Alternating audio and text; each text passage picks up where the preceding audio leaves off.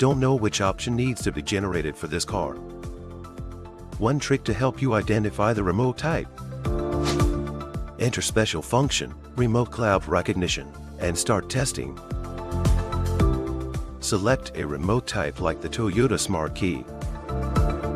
Press the lock button and put the key into the coil.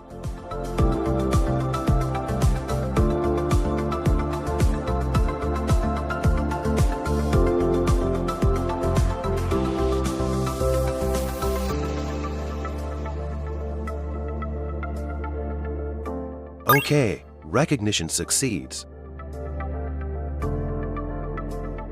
Now we get the detailed info on the remote.